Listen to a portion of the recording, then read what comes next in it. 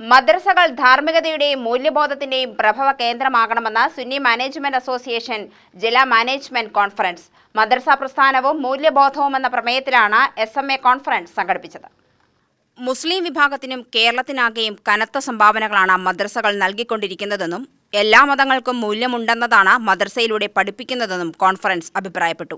മദ്രസ പഠനങ്ങളെ മറ്റൊരു കണ്ണിലൂടെ നോക്കുന്ന ചെറിയ വിഭാഗമുണ്ടെന്നത് സത്യമാണ്. മതങ്ങൾക്ക് നേരെയും വിഭിന്ന സംസ്കാരങ്ങൾക്കും ആചാരങ്ങൾക്കും നേരെയുമുള്ള അസഹിഷ്ണുത ആപത്താണെന്ന തിരിച്ചറിവും മദ്രസകൾ നൽകുന്നുണ്ട്.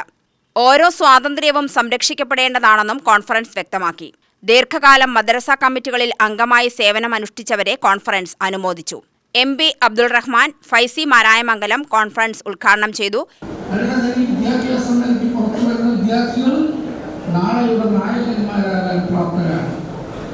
അറബി, ഇംഗ്ലീഷ്, ഉറുദു, മലയാളം 4 ഭാഷയിലുള്ള പ്രാവീണ്യം നൽകാൻ വേണ്ടിയിട്ടാണ് അവർ പ്രാപ്തരായിക്കൊണ്ടിരിക്കുന്നത്. കേരളത്തിൽ മാത്രമല്ല, ഇന്ത്യയുടെ ഏത് ഭാഗത്തും, ഭാരതത്തിൻ്റെ ഏത് ഭാഗത്തും മാത്രമല്ല, ലോകത്തിൻ്റെ ഏത് ഭാഗത്തും അഹ്ലു സുന്നത്ത് വൽ ജമാഅത്തിന് പ്രബോധനം നടത്താനും പ്രചരിപ്പിക്കാനും പ്രാപ്തരാകുന്ന ആളുകളെ സൃഷ്ടിക്കുന്നു.